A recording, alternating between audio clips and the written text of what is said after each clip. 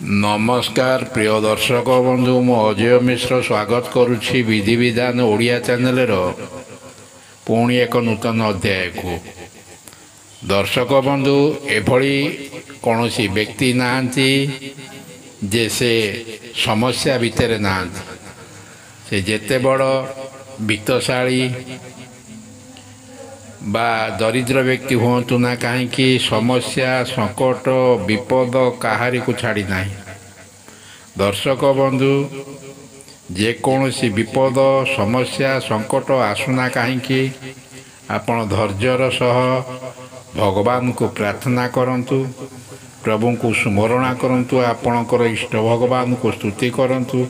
निश्चय से जेते बड़ समस्या थिले मध्य आपण आश्वस्ति लाभ करेंगे। दर्शक बंधु प्रथम जानिबा समस्या कौन हो पारे। आपणकर आर्थिक समस्या बा आपण आर्थिक घोर आर्थिक संकट दे गति करुछंती। हो पारे आपणकर घरे पिला माने पाठ पढ़ारे मन देउना किंबा हो पारे पिला माने बहुत किछि पाठ पढ़ी घरे बेकार होई बसिछंती किंबा संतान मानकर विवाह कार्य अहेतुक विलंब घटुछि किंबा कौन से आप निसंतानी अच्छा आपण सबु काम विफलता बा कौन सबु कम आपण पराजय वरण करुँच कौन सी काम आप सफलता पाई पारना आपण विचलित हो पड़ुंट। यहीपर अनेक समस्या सबु समस्यार समाधान आज यही वीडियोटी आप जानवे। वीडियोटी को निश्चय शेष पर्यंत देखा अनुरोध। तेबे आपण भगवान केते विश्वास करती आपण जानी कह जाए मानिले देवता न मानिले पत्थर। जदि आपण भगवान को ऊपर विश्वास थाए भगवान शिव को आपण विश्वास करुता तेबे आपण प्रतिदिन स्नान पर द्वादश ज्योतिर्लिंग नाम को निश्चय गोटे थर उच्चारण करते। दर्शक बंधु जदि एतक आपण करिपारुना तेबे निश्चय आपण राति शोइबा पूर्व यही द्वादश ज्योतिर्लिंग नाम को आपण गोटे थर उच्चारण करी शोई जातु। किछि मागिबार आवश्यकता नहीं। आपणकर जेते बड़ समस्या जहाँ मानसिक थाऊ जहाँ मनस्कामना थाऊ जहाँ इच्छा करिथांतु जेते बड़ समस्या संकट विपद भितर थिले मध्य आपण से सबू नाम को आपण भगवान शिवंकर जो द्वादश ज्योतिर्लिंग नाम को मात्र गोटे थर कही दिंतु। आपणकर सबू समस्यार समाधान चुटकी ही हो। दर्शक बंधु भगवान शिवंकर आपण जदि भक्त होइथिबे आपण जदि भगवान शिव को विश्वास करुथिबे निश्चय चैनल को सब्सक्राइब करि नथिले दयाकरी चैनल को सब्सक्राइब करिवे। चैनल को वीडियो को गोटे लाइक करिवे एवं कमेंट बॉक्स रे निश्चय लिखि दियंतु हर हर महादेव। एबे आसंतु ए ज्योतिर्लिंग नाम को एबे मु पाठ करुछि आपण एबे या को श्रवण करंतु। ओम सोमनाथेश्वराय नमः। ओम मल्लिकार्जुनाय नमः। ओम महाकालेश्वराय नमः।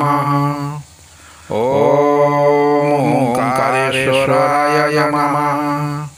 ओम केदारनाथाय नमः। ओम भीमशंकराय नमः। ओम काशी विश्वनाथाय नमः।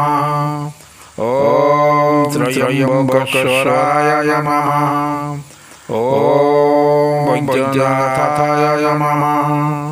ओम नागेश्वराय नमः। ओम कृष्णेश्वराय नमः। ओम रामेश्वराय नमः। ओम सोमनाथेश्वराय नमः। ओम मल्लिकार्जुनाय नमः। ओम महाकालेश्वराय नमः। ओम ओंकारेश्वराय नमः। ओम केदारनाथाय नमः। ओम भीमशंकराय नमः। ओम काशी विश्वनाथाय नमः। ॐ त्र्यम्बकेश्वराय नमः। ॐ वैद्यनाथाय नमः। ॐ नागेश्वराय नमः। ॐ कृष्णेश्वराय नमः। ॐ रामेश्वराय नमः। ॐ सोमनाथेश्वराय नमः। ॐ मल्लिकार्जुनाय नमः। ॐ महाकालेश्वराय नमः। ॐ ओंकारेश्वराय नमः। ॐ केदारनाथाय नमः। ॐ भीमशंकराय नमः। ॐ काशी विश्वनाथाय नमः। ॐ त्र्यम्बकेश्वराय नमः। ॐ वैद्यनाथाय नमः। ॐ नागेश्वराय नमः। ॐ कृष्णेश्वराय नमः।